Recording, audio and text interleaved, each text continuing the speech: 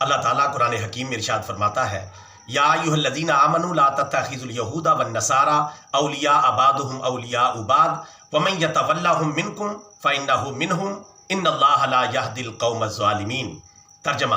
اے ایمان والو، تم یہودیوں اور عیسائیوں کو اپنا دوست نہ بناؤ، یہ آپس میں ایک دوسرے کے دوست ہیں، تم میں سے جو بھی انہیں اپنا دوست بنائے گا وہ انہی میں سے سمجھا جائے گا، بے شک اللہ تعالیٰ ظالم قوم کی رہنمائی نہیں کرتا۔ یہ بات قرآن پاک نے آج سے 1500 سال پہلے کہی تھی کہ یہود و نصارہ آپس میں ایک دوسرے کے دوست ہیں، اور قرآن پاک کی صداقت کا آج بھی سکہ بول رہا ہے۔ آپ دیکھیں، غزہ اور اسرائیل جنگ کے تناظر میں جب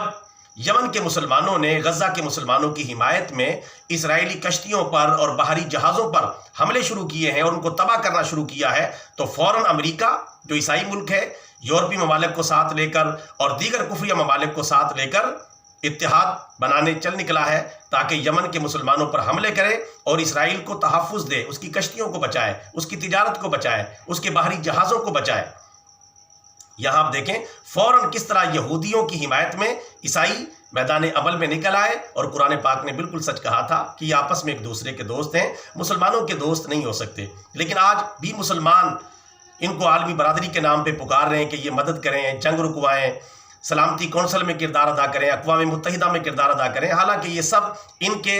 زر خرید ادارے ہیں۔ جبکہ دوسری طرف مسلمان خواب غفلت میں سو رہے ہیں، نہ تو کوئی مضبوط آواز اٹھا رہے ہیں OIC کے پلیٹ فارم سے، نہ کوئی اتحاد بنا رہے ہیں اپنے غزہ کے مظلوم مسلمانوں کی حمایت کے لیے۔ اللہ تبارک و تعالیٰ مسلمانوں کو بھی اسی طرح آگے بڑھ کے اتحاد بنا کر غزہ کے مسلمانوں کی مدد کرنے کی توفیق عطا فرمائے۔ آمین ثم آمین۔